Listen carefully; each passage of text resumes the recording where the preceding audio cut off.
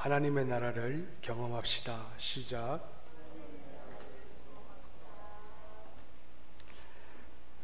우리 한 번 더 인사할까요? 하늘 복 많이 받으시기를 바랍니다. 예, 하늘 복 많이 받으시기를 바랍니다. 장로님들 가운데 저한테 물 좀 한 잔 갖다 주세요. 앞으로는 장로님들이 강대상에 물을 채워 주세요. 부탁을 드립니다.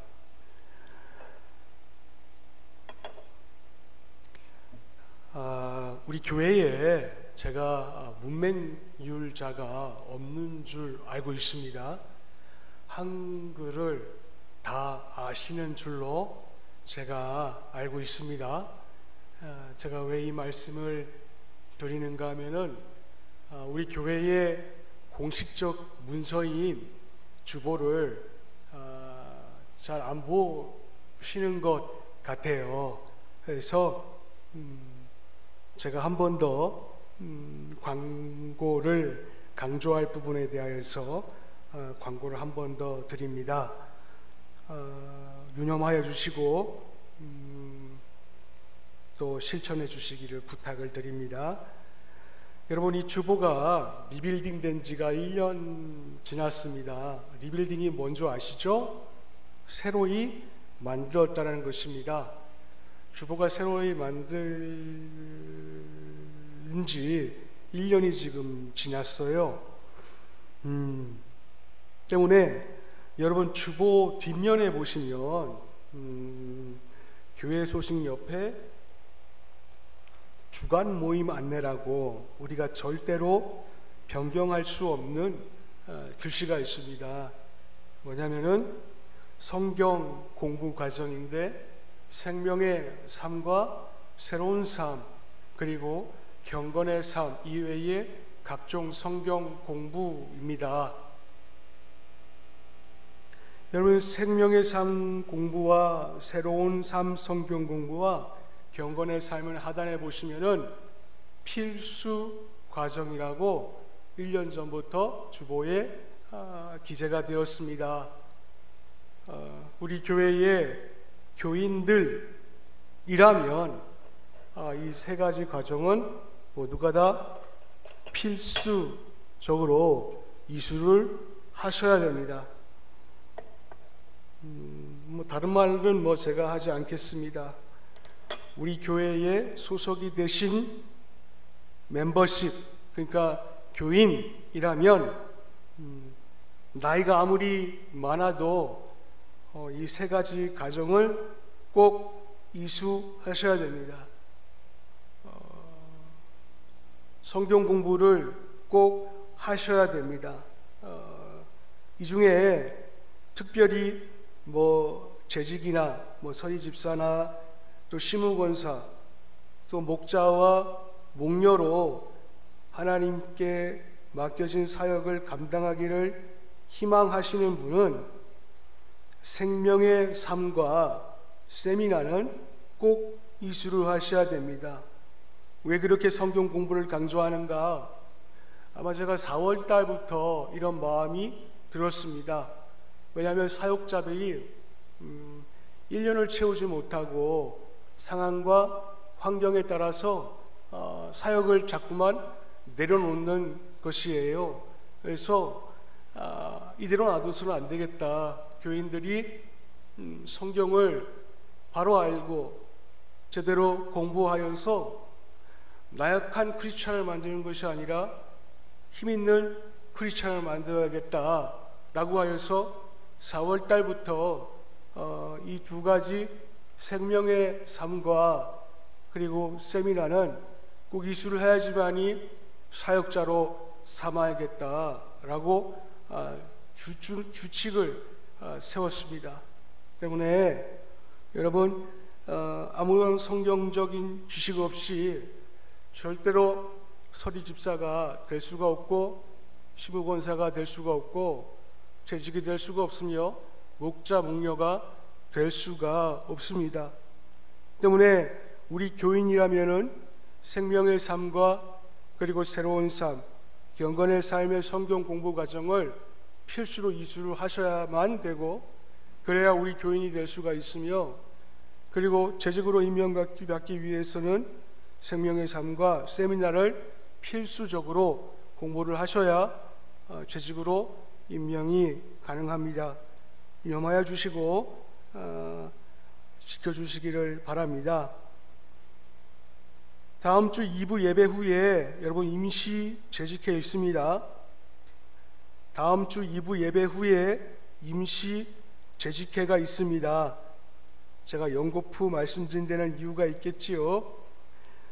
성탄절 트리 설치를 오늘까지 부탁드립니다. 담당은 태국 목장입니다. 성탄절 2부에는 특별하게 앞으로 우리 교회 모든 사역은 전도에 포커스 오늘 할 것입니다. 초점을 맞출 겁니다. 그래서 성탄절 2부에 때 VIP들과 함께 예배를 드리고 공연을 시청을 합니다. 담당은 김예찬 형제와 정호연 형제입니다. 여러분, 김예찬 형제와 정호연 형제가 이 성탄절 2부 사역을 기획하실 때에 다른 분들은 순종하는 마음으로 해 주셨으면 좋겠습니다. 부탁드립니다. 2021년도 성경책은 회기 변경되었습니다. 주보에 보시면 11월 29일 주일까지가 2020년 회기라고 되어 있는데, 공동의회가 2월 첫째 주로 연기가 되었기 때문에 거기에 맞추어서 2020년과 2021년 회기도 2월 첫째 주로 잡았습니다. 여러분, 그 회기부터 우리가 세번역 성경을 봅니다. 왜 굳이 세번역 성경으로 보는가? 개역개정 성경에는 오류가 많이 있습니다. 원어로 봤을 때. 그래서 세번역 성경으로 보기로 하였고, 이 세번역 성경은 제가 가지고 있는 성경책은 13,000원 합니다. 여러분, 밖에서 외식하는 셈 치고 13,000원 성경책을 사주셨으면 좋겠습니다. 그리고 회기부터 동일하게 우리 교회에서 제본한 찬양집을 사용을 합니다. 여러분, 권당 1만 원인데 5,000원만 교회에서 받기로 하였습니다.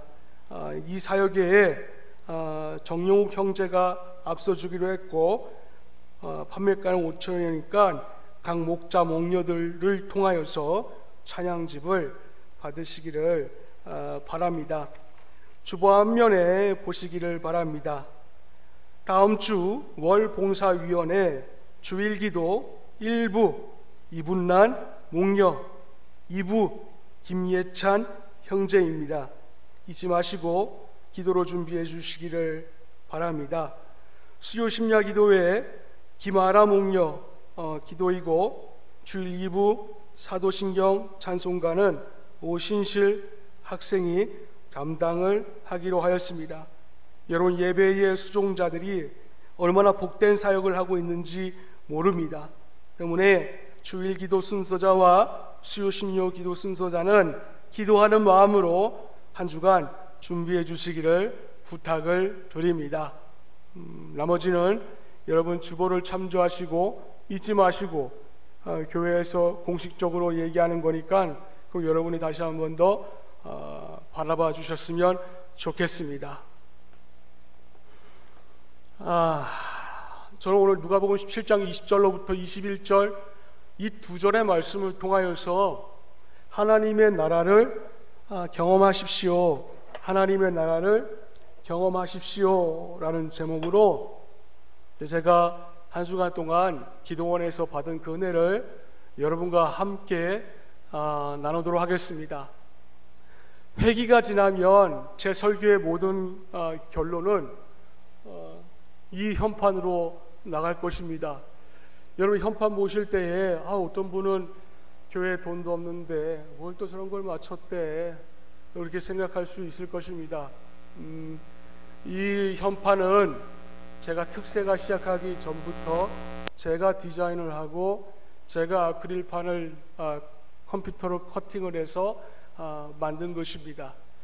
여러분 오해하지 마시고 또 뭐 기도원 가서 저것만 만들었나, 그게 아니고 특세 전부터 제가 이 현판을 제작을 하였습니다.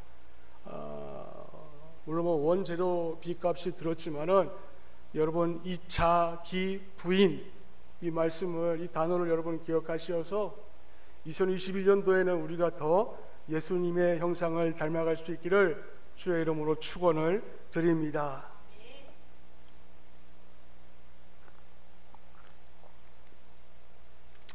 오늘 날씨 어떻든가요? 좀 우중충하고 춥지 않습니까?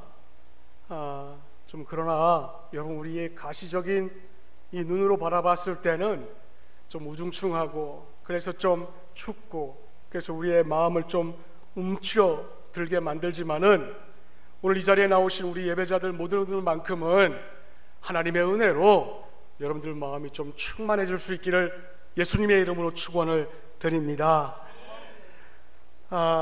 여러분 우리는 다 저마다 각자 형편이 달라요. 우리 교인들이 모든 지체들을 다 포함을 할 때에 63명입니다. 그 63명 가운데에 누구 하나 똑같은 얼굴을 가진 자도 없고, 또 누구 하나 똑같은 성격을 가진 분도 없고, 심지어는 말투가 다 저마다 각기 제각각입니다. 그런데 이렇게 제각각이고 성품도 다르고 얼굴도 다 다르지만은 공통된 점이 하나가 있습니다. 그 뭐냐면은 자기의 삶이 누구나 다 행복해지기를 원한다라는 것이에요. 여러분 지나가던 어린아이를 한 명 붙잡고 너 행복해지기를 원하니 안 원하니 물어봐도 누구나 다 행복해지기를 원해요 라고 말합니다. 인지상정이죠. 사람이라면 누가 불행해지기를 원하겠습니까? 근데 실제로 여러분 우리의 삶의 모습을 한번 보았을 때에 현실 속에서는 행복감을 누리지 못할 때가 더 많이 있어요. 안타깝죠. 그래서 사람들이 행복을 찾지 못하니까는 이 행복이 어디에 있는가, 여기에 있는가, 아니면 또 저곳에 있는가, 여기저기 기웃거려 봅니다.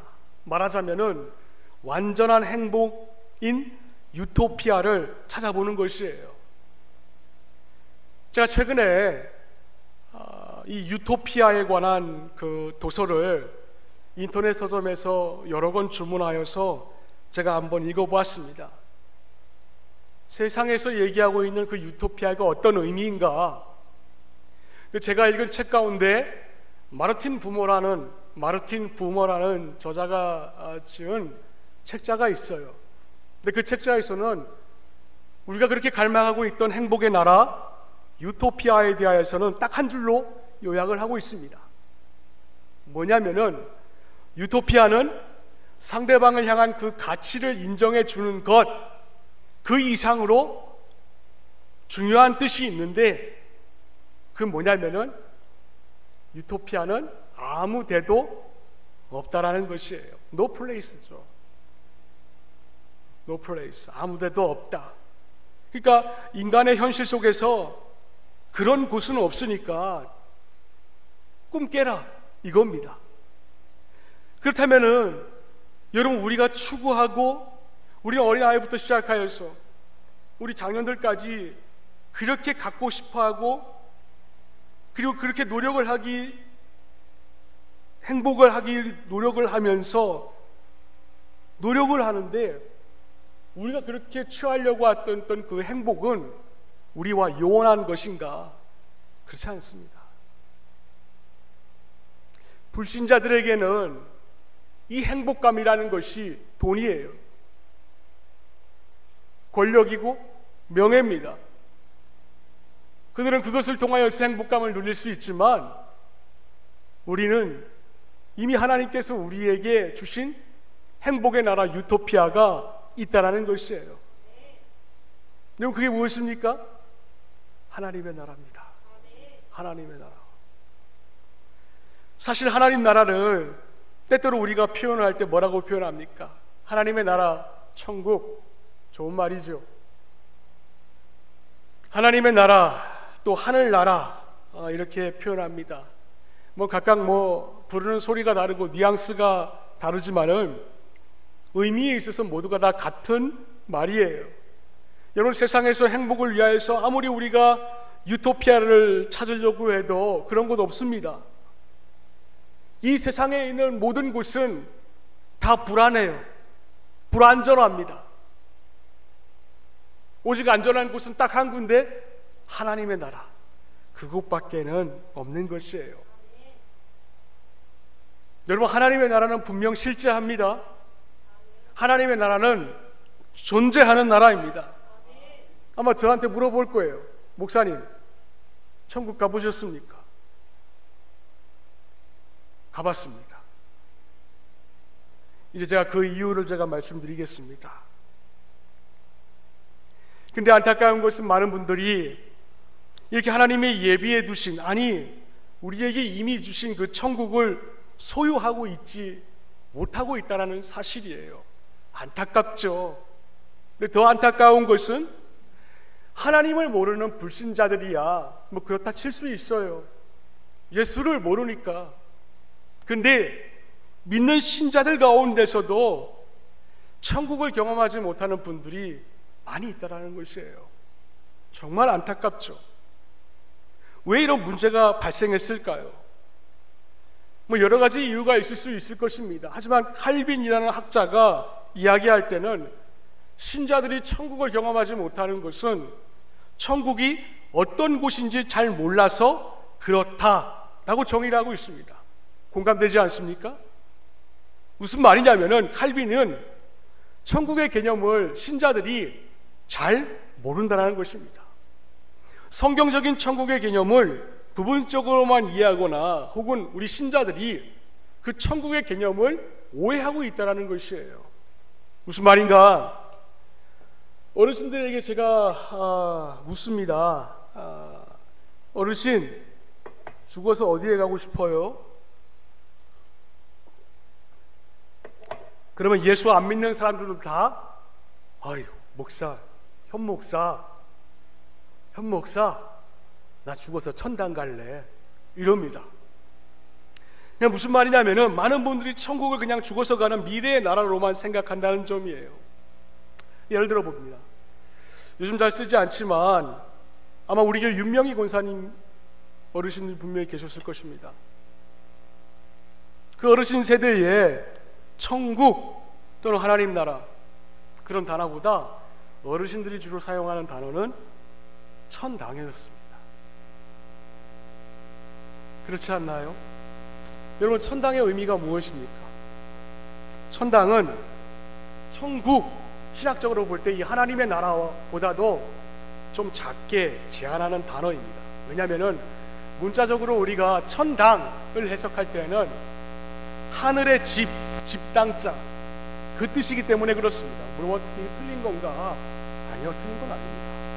하지만 죽어서 우리가 천당에 들어가는 식으로 어떤 물리적인 거리가 있는 미래의 장소로만 이해하면은 곤란하다라는 것이에요.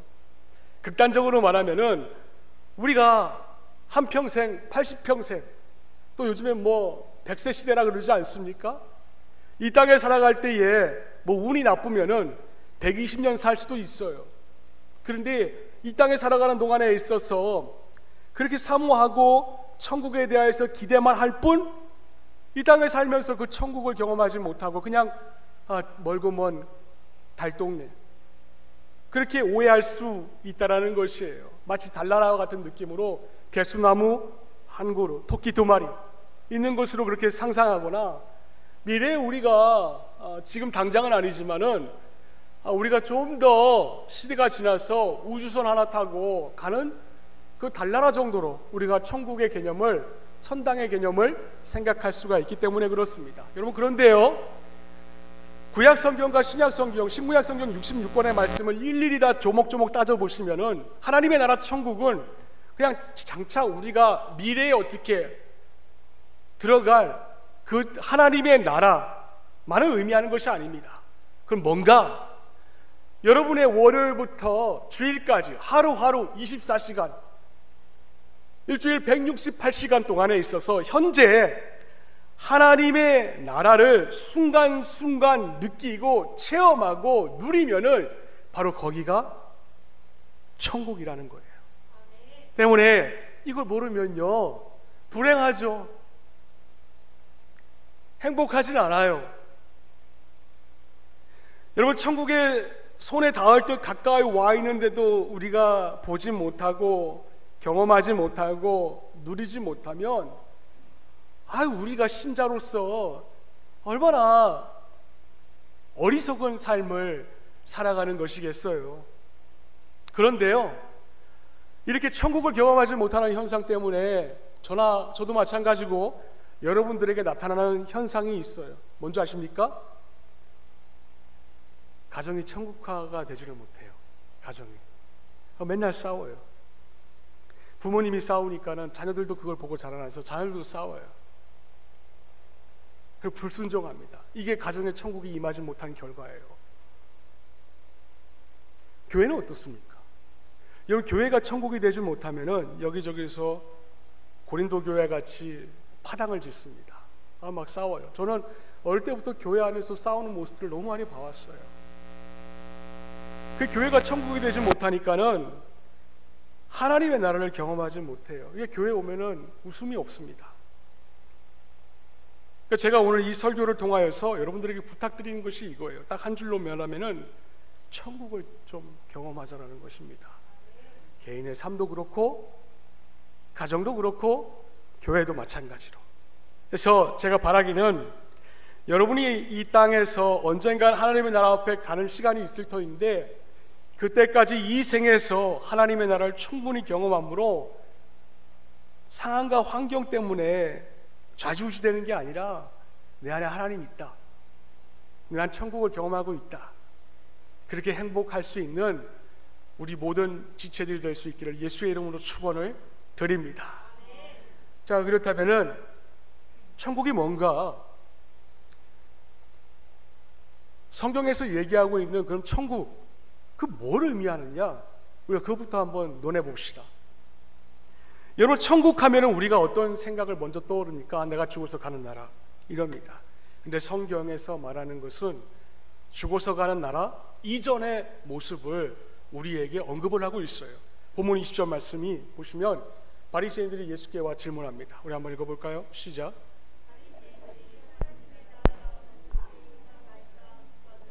여러분, 바리새인들은요, 아마 예수님을 지금 조롱하고자 저 질문을 하고 있는 것입니다. 당신 자꾸만 하나님의 나라가 뭐 어떻고 저떻고 막 이렇게 얘기를 하는데 도대체 하나님의 나라가 어디 있냐? 도대체 하나님의 나라가 언제 이 땅에 임하는 것이냐? 이런 식입니다. 근데 얼른 보면은 오해할 수 있는 소지가 뭐냐면은 지금 바리새인들이 예수를 향해서 시기를 묻고 있는 것 같아요. 시기를 언제 임하냐? 근데 사실은 이게 시기가 아니라 장소의 문제입니다. 여러분, 이들이 바리새인들도 그렇고 예수님께서 선택한 12 제자들도 똑같았어요. 당시에 뭐가 똑같은가? 예수를 바라볼 때에 다 정치적인 예수로 바라봤습니다. 로마의 압자에서 또 다른 나라를 건설하여서 새로운 나라의 왕으로 등극할 예수 그리스도. 이들은 딱 한 가지 소망이 있었어요. 야고보와 요한이라는 두 명의 제자는 예수님께 주님이 새로운 나라를 건설하셔서 왕이 되시면은 나를 주의 좌편에, 나를 주의 우편에 앉게 해 주시옵소서 라고 청탁을 했던 그 어머니 살로메의 이야기를 통해서 우리가 알 수 있는 것은 12 제자가 다 똑같은 마음을 가지고 있었어요. 안타깝죠. 그러니까 그들의 마음에 천국이 없었어요. 그들의 천국은 뭐였는가? 가시적인 나라였습니다. 눈에 보여야만 되는 거예요. 그러니까 이들은 그 나라가 언제 이루어지냐, 도대체 당신이 그런 나라를 언제 세울 수 있냐, 어디에다 세울 수 있냐, 이겁니다. 그때 예수님의 대답이 뭐였습니까? 20절 하반절 말씀에 보니까 딱 한마디 하십니다. 하나님의 나라는 볼 수 있게 임하는 것이 아니다. 무슨 말씀입니까? 너희들이, 제자들 너네들이나 바리새인들 너희들이나 하나님의 나라를 그냥 어떤 장소로만 이해를 하고 있는데, 하나님의 나라는 가시적인 나라가 아니라 불가시적인 나라이다. 육적인 나라가 아니라 영적인 나라이다. 여러분, 눈에 보이는 장소보다 더 중요한 게 있다라는 것이에요. 여러분, 이 말씀 20절 말씀은 예수님께서 빌라도 법정 앞에 섰을 때에 똑같은 말씀을 예수님께서 말씀하셨습니다. 요한복음 18장 36절 말씀에 보니까는 내 나라는 여기에 속한 것 아니다. 여기가 어딥니까? 이 땅에 속한 것이 아니다라는 겁니다. 그러니까 하나님의 나라는요, 우리가 눈에 보이는 어떤 세상의 나라와 전혀 다른 나라입니다. 세상 나라, 우리나라만 보더라고 한번 얘기해 봅시다. 대통령이 있지요, 국무의원들이 있지요, 국회의원들이 또 있지요, 국무총리가 있지요. 조직체입니다. 그런데 하나님의 나라는 그런 조직체가 아니에요. 세상의 나라는 눈에 보이는 가시적인 것만 추구하고 있는 가시적인 나라이지만, 하나님의 나라는 영적인 것을 추구하고 있는 영적인 나라인 것입니다. 여러분, 무엇보다 장소보다 중요한 것이 있는데, 그게 뭐냐면은, 이 영적인 것이 뭐냐면은 바로 하나님의 다스림이에요. 여러분, 하나님께서 여러분들을 각자 다스린다는 것을 여러분 믿고 계십니까? 여러분, 그 하나님의 다스림의 안에 들어가기 위하여서는 가장 전제될 게 있는데, 그게 뭐냐면 하나님의 임재입니다. 그러니까 하나님의 임재가 없이는 하나님의 다스림이 없다라는 것이에요. 여러분, 그렇다면 여러분은 하나님의 임재를 경험한 분들인가요? 그리고 하나님의 통치하심을 여러분 받아서 여러분의 삶이 행복하시고 지금 천국 안에 있습니까? 이건 하나님의 주권 문제예요. 어떤 장소에 관계없이 어디서나 하나님이, 저도 마찬가지고요, 여러분 각자를 하나님께서 임재하여 주시고 매 순간순간마다 다스리시고 우주의 만왕이신 예수 그리스도께서 통치하시면 그분이 어디에 가든지 그 현장이 바로 하나님의 나라가 되는 것입니다. 여러분의 가게가 담배 연기가 쪄들어 있는 곳에 있나요? 그러나 그곳이 하나님의 다스림과 하나님의 임재가 있다면 그곳이 바로 천국이 되는 것이에요. 누가복음 11장 20절 말씀 보시면 예수님께서 벙어리 귀신 들린 자를 고쳐주시면서 이와 같이 말씀하십니다. 우리 다 함께 한번 읽어볼까요? 시작. 그러나 내가 만일 하나님의 손을 힘입어서 귀신을 쫓아낸다면 하나님의 나라가 이미 너희에게 임하였느니라. 여러분, 하나님의 나라의 본질이 뭡니까? 교회의 본질이 있듯이 하나님의 나라에도 본질이 있어요. 우리 신학적으로. 그럼 하나님의 나라의 본질이 무엇입니까? 그걸 알려면 지금 귀신이 이 벙어리 귀신 들린 자에게서 장악하고 있는 것이 무엇인지 우리가 파악을 해야 됩니다. 방금 전 우리 다시 한번 말씀 보여주시겠습니까? 누가복음 11장 20절 말씀에 지금 마귀가 이 자를 지금 장악하고 있는 것이 무엇입니까? 그냥 지식적인 부분만 마귀가 장악을 하고 있나요? 아니면 그의 마음만 지금 이 마귀가 장악을 하고 있습니까? 아니면 그의 육체만 장악을 하고 있나요? 아니에요. 여러분, 마귀도 영적인 존재이기 때문에 우리의 지와 정과 의지적인 결단, 지, 정, 의 모든 것을 이 마귀도 장악을 하고 있었습니다. 마귀가 그 사람을 다스리고 통치하고 있었다는 거예요.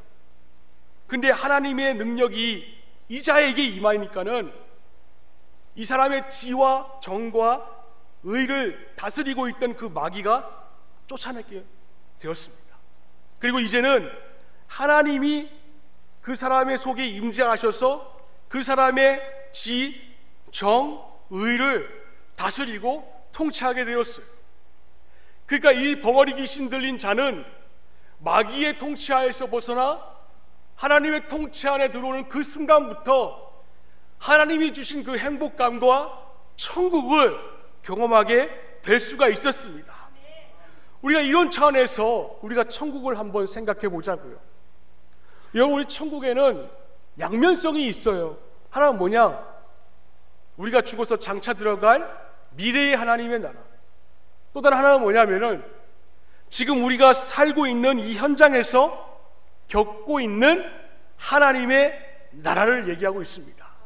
그러니까 하나님이 여러분 각자의 심령 가운데 임재하시고 상황과 환경이 어둡고 칠흑 같은 터널이라 할지라도 그 가운데 하나님의 통치하시면은 우리의 마음이 하나님의 나라가 되는 것이에요. 모두가 다 마음 먹기 나름입니다.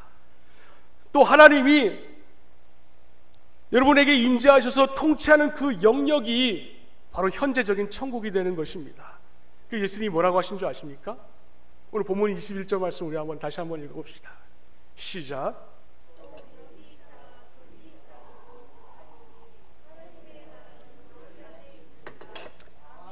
하나님의 나라가 어디에 있다고요? 우리 안에 있다고.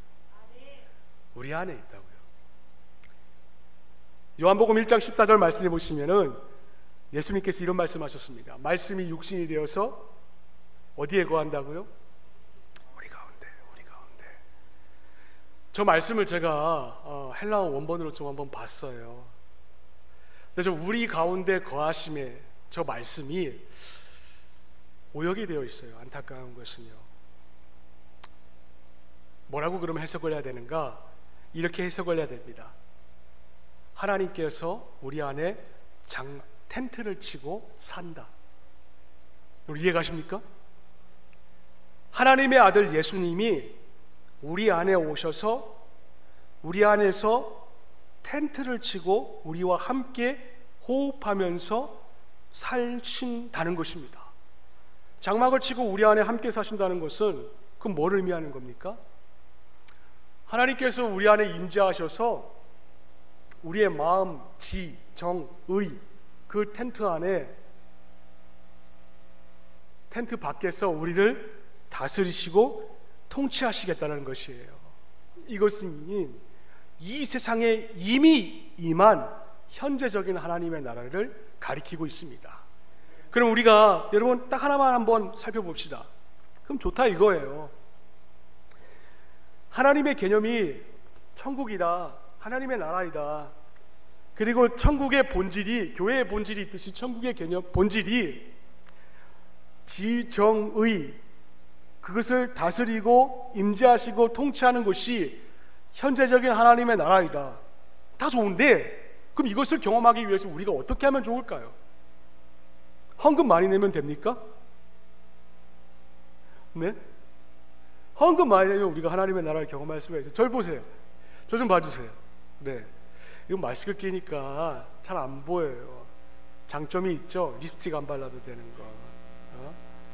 언젠가 한번 제가 벗길 겁니다. 화장 안 해도 되니까 그 속에 감추어진 이면을 제가 못 보겠어요. 여러분, 우리가 이렇게 하나님의 나라를 경험하기 위해서는 우리가 반드시 해야 될 부분이 있습니다. 그게 뭐냐면은 예수님께서 말씀하셨어요. 마가복음 1장 15절 말씀해 보시면은 가라사대 때가 찼고 하나님의 나라가 가까이 왔는데 첫 번째 뭐하라 그랬습니까? 회개해라. 두 번째는 복음을 믿으라. 여러분 보세요. 저게 좀 안타까운데 사실 저게 회개하고가 아니라요, 회개하라 해요. 복음을 믿으라. 뭐 해라 이게 뭡니까? 여러분 집에 가서 자녀들한테 그거 많이 하시잖아요. 컴퓨터 게임 그만해라, 좀 일어나라. 여러분 이게 무슨 형입니까? 명령형이에요. 사본에도 똑같이 명령형으로 내어 있습니다. 그러니까 우리가 현재의 삶에서, 여러분 가게에서나 가정에서나 자녀의 삶 가운데 또 교회에서 하나님의 나라를 경험하기를 원한다면 딱 하나, 첫 번째 조건이 뭐냐면은 회개해라. 회개하라는 것입니다. 죄를 회개하고 복음, 즉 예수님을 믿으면은 하나님의 나라에 들어갈 수가 있고 하나님의 나라를 현재에서도 우리가 경험할 수가 있다라는 것입니다. 왜냐하면 예수님 자신이 하나님의 나라의 주인이기 때문에 그렇습니다. 그럼 저에게 물어볼 수가 있어요. 뭘 회개하라고 하시는 것입니까? 나 예배 꼬박꼬박 드리고 있고 말씀대로 순종하며 살고 있고 아예 헌신하고 교회를 위해서 이렇게 봉사를 하고 있는데 도대체 내한테 뭘 회개하라고 말씀하는 거요? 저한테 이렇게 질문할 수가 있어요. 여러분, 그런데요, 다른 것 다 전무하고 인간의 말 전무하고 예수님의 말씀에 우리가 한번 귀를 기울여 봅시다. 여러분, 마태복음 5장에 마카리오스, 예수님께서 복이 있는 자는, 그런 말씀에 팔복의 말씀을 우리에게 말씀을 해주셨어요. 그 말씀을 5장 10절 말씀해 보시면 이렇게 나와 있습니다. 의를 위하여 박해를 받는 자는 복이 있나니, 그 다음에 먼저 아십니까? 천국이 그들의 것이다. 의를 위하여 핍박을 받는 자는 천국이 그들의 것이다. 그럼 여기서 의가 뭡니까? 의가, 여러분, 의가 뭘까요? 우리 잘 말하잖아요. 우리 믿음 생활하는 가운데서도 의인이 되라. 그럼 의가 뭡니까? 정의를 한번 해봐 주세요. 성경에서 얘기하고 있는 그 의는 딱 한 군데를 가리키고 있습니다. 어디냐면 하나님의 속성을 가리키고 있어요. 여러분, 하나님의 속성이 어딥니까? 하나님은 사랑이세요. 저게 하나님의 속성입니다. 그리고 진실하시고, 그리고 공의를 가리키고, 그러니까 의라고 얘기하면 모두가 다 하나님의 속성을 가리키는 것이에요. 그런데요, 예수님께서 말씀하실 때에 그 마태복음 5장에 등장하고 있던 초대교회 신자들은 이 하나님의 속성 때문에 너무나도 힘든 이중적인 고통을 현재의 삶에서 당하고 있었던 것이에요. 율법을 중요시 여기는 유대인들에게는 저 변두리의 목수의 아들 예수가 주라고 얘기하고 있으니까는 핍박을 당하고 있었고, 로마에서는 황제가 주님인데 어디선가 나타나가지고 이 자들이 황제가 주가 아니다, 예수가 주다, 이러니까는 이 초대교회 신자들은 이중적인 고통을 당하고 있을 수밖에 없었습니다. 즉, 이들은 세상의 모습과 역행하는 그 모습 두 가지, 딱 하나 때문에 그들은 이중적인 핍박과 박해에 노출될 수밖에 없었다는 것이에요. 세상의 모습과 역행하는 딱 한 가지의 모습. 그런데 하나님은 세상과 역행하는 모습, 그 딱 한 가지 때문에 천국이 너희 것이야, 그렇게 말씀하셨다는 거예요. 여러분에게 세상과 역행하는 모습이 있습니까? 또 저에게 세상과 역행하는 모습이 여러분 발견되십니까? 역설적으로 표현한다면은 세상과 역행하는 모습이 없다면은 하나님의 나라가 우리 것이 되지 않는다라는 것이에요. 그럼 세상과 역행하는 모습이 무엇이 있을까요? 여러분, 구약 성경에 등장하고 있는 그 신자들의 공동체, 이스라엘 공동체가 있었습니다. 근데 신자들의 공동체는 보리와 밀을 거두는 그 시기에는 요단강을 건널 수가 없었어요. 가나안 땅으로 향할 때에. 절 보세요. 이제 그만 조시고 눈 떠라, 명령형입니다. 눈을 떠라, 명령형이에요. 그래도 눈 감고 있는 분들은 대단하십니다. 보리와 밀을 거두시기에는 요단강을 건널 수가 없었어요.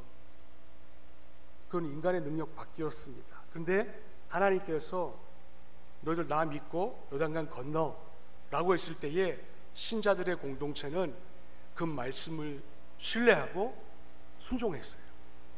근데 그 순종한 결과가 뭐가 나왔습니까? 요단강을 건널 수가 있었습니다. 순종하면 이런 일이 생겨요.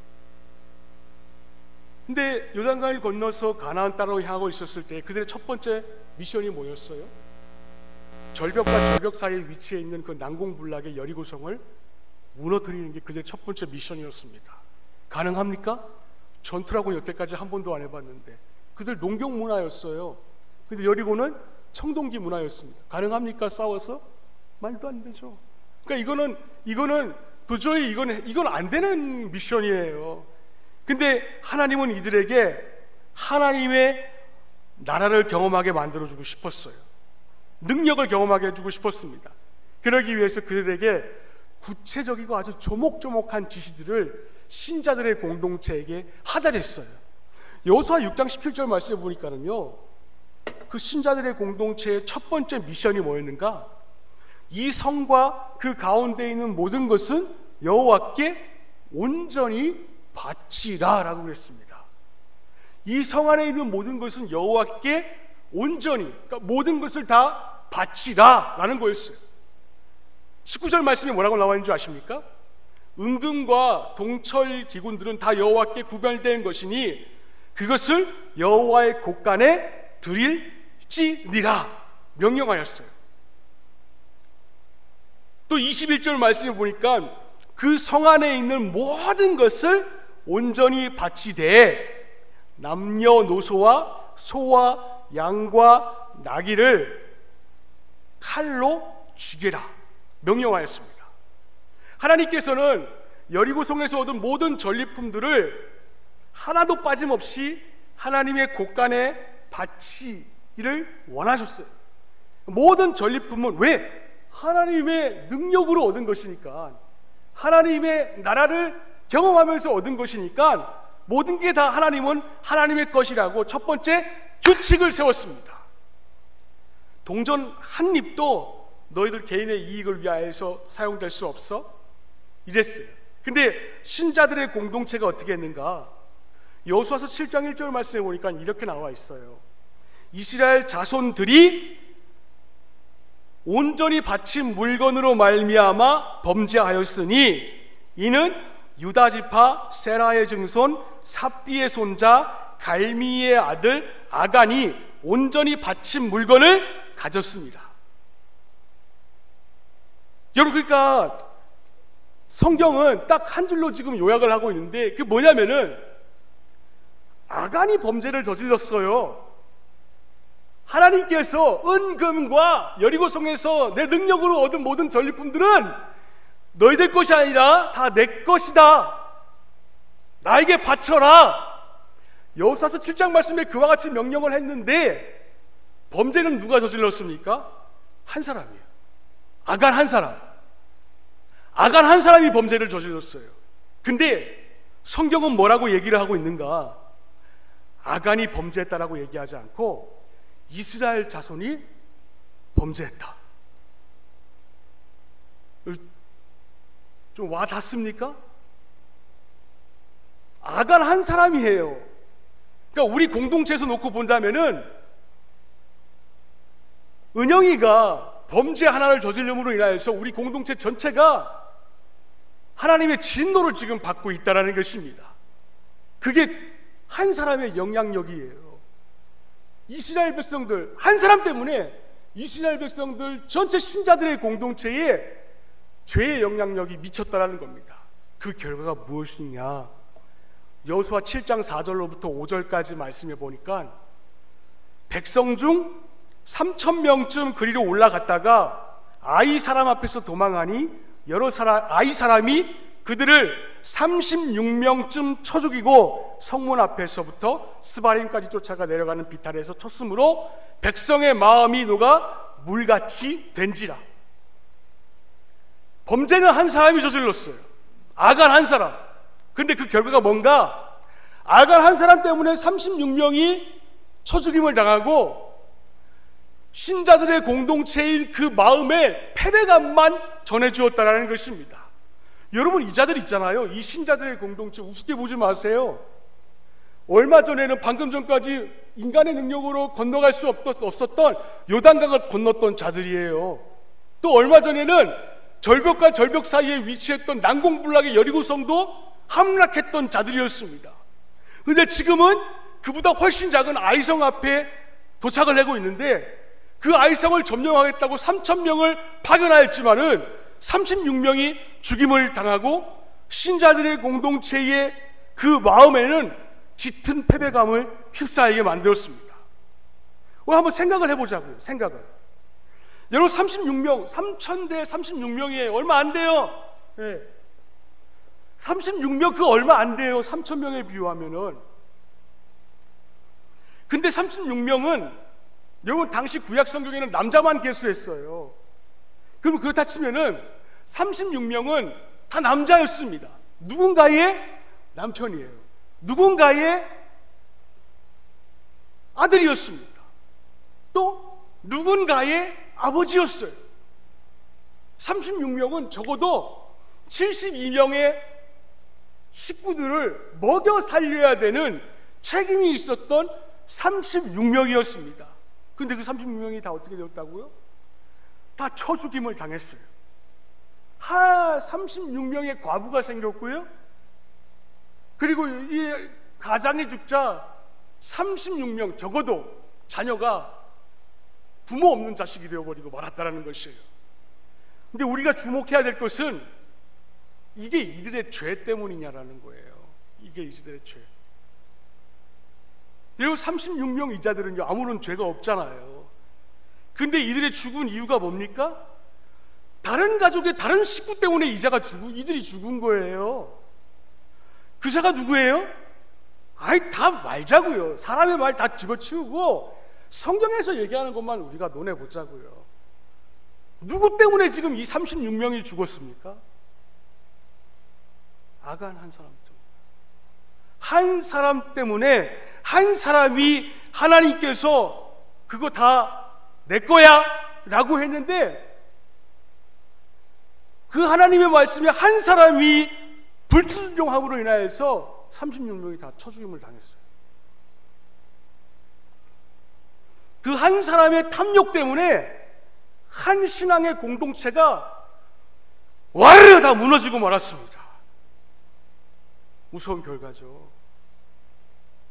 여러분 제가 특세할 때 금요일에 설교하기 전에 혹시 여러분 기억하실지 모르겠어요. 제가 오늘 새벽 기도에 나오기 전에 하나님께서 저한테 마음에 감동을 주시는데 제가 혹시나 이 하나님을 가지고 장사하는 거 아닌가 제가 이야기하기를 머뭇거렸습니다. 근데 그 말씀 가운데 여러분 혹시 기억하십니까? 우리 공동체 가운데 영적인 아간이 있었다고. 사실 전 그때 그거 몰랐거든요. 우리 공동체 가운데 영적인 아간이 있는 줄 바로 제가 될 수가 있었고요. 바로 여러분 가운데 어느 한 사람이 영적인 아간, 하나님의 말씀에 불순종하고 탐욕으로 인하여서 신자들의 공동체 36명을 쳐죽임을 당하게 만드는 그런 아간일 수가 있다라는 것이에요. 그래서 제가 회개해야 된다고 말씀드렸죠. 저는 그때 그 말씀이 뭔지도 몰랐어요. 사실은 뭐 아간에 대해서 찾아볼 생각도 안 했었어요. 근데 제가 이 사실을 오늘 아침에 목양실에서 말씀을 묵상하다가 깨닫게 되었습니다. 보세요. 설교 원고가 아니에요. 한 장입니다. 목양실에서 원고는 따로 있는데 하나님께서 저한테 너 이거 있지 않니? 너 영적인 아간 아니니? 너 그거 회개해야 되지 않니? 너 천국 경험하고 싶다며 저한테 그렇게 마음에 감동을 주는 거예요. 우리 안에 영적인 아간이 뭡니까? 우리를 향하여서 계속 오늘도 말씀하십니다. 너 신자잖아. 너 예수 믿잖아. 너 세례 받을 때에 말씀에 복종하겠다고 서약했잖아. 세상과 역행하지 말라고 그냥 뭐 좋은 게 좋은 거야. 아이 뭐 이번 한 번쯤이야. 그죠? 한 잔쯤이야 뭐 어때? 근데 그게 아니라는 거예요. 예수님이 우리에게 말씀하시는 것은 너 하나님의 나라 경험하고 싶지? 그럼 위 안에 있는 죄의 속성부터 근절해야 돼. 그걸 말씀하시고 있더라고요. 또 이 말씀을 들으시면서 이어령 비어령이지 뭐 귀에 걸면 귀걸이고 코에 걸면 코걸이지 그럼 뭐 나 해몽이 더 나은 거네, 이렇게 말씀하실 수도 있어요. 근데 제가 그렇게 얘기하실까 봐 다 찾아봤어요.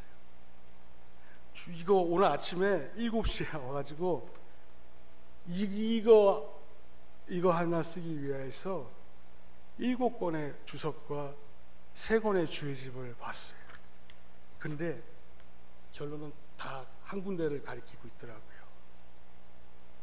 우리 안에 하나님의 나라를 경험하고 싶다면은 안에 있는 영적인 아간의 간음의 모습이 있다면은 그것부터 제거하라고, 그거 말씀하시고 있더라고요. 코에 걸면 코걸이, 귀에 걸면 귀걸이가 아니에요.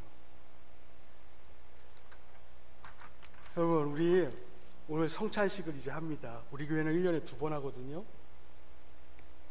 성찬식은 예수 그리스도의 피와 살에 참여하는 의식입니다. 그런데요, 이 예식에 참여하기 위해서는 우리 교단에 제가 이렇게 헌법책을 가져왔어요. 제가 노회에서 규칙부를 맡고 있다 보니까 노회 규칙을 이제 제 손으로 이렇게 수정도 하고 여러 목사님들과 함께 만져요. 그러니까 헌법이라는 거는 이제 저하고는 뗄래야 뗄 수가 없는 관계가 된 겁니다. 근데 헌법보다 상위에 있는 게 하나님의 말씀이거든요. 헌법은 말씀에서 나온 겁니다. 그럼 이 헌법에서 성찬식에 참여하기 위한 자격이 뭐라고 기재가 되어 있는가? 죄를 지었으면은 회개하지 아니하는 자는 성찬식에 참여하기 어렵다라고 나와 있습니다.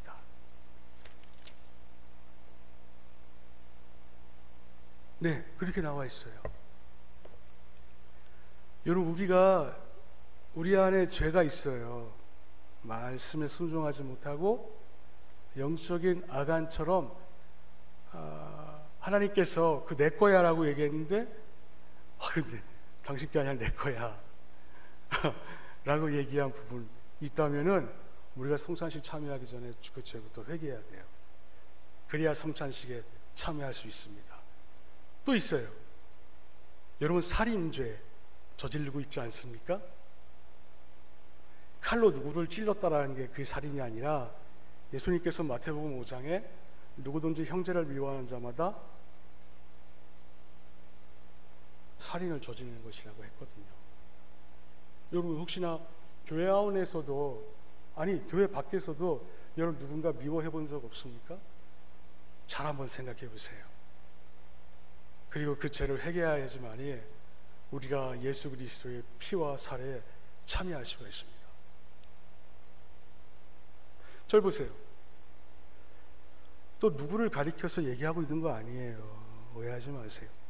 설교자는 늘 자기 자신에게 먼저 적용합니다. 내가 회개하지 아니하면은 저도 성찬식에 참여할 수가 없어요. 우리 모두가 좀 그러지 말자고요. 하나님 앞에 당당하게 살아야 되지 않겠습니까?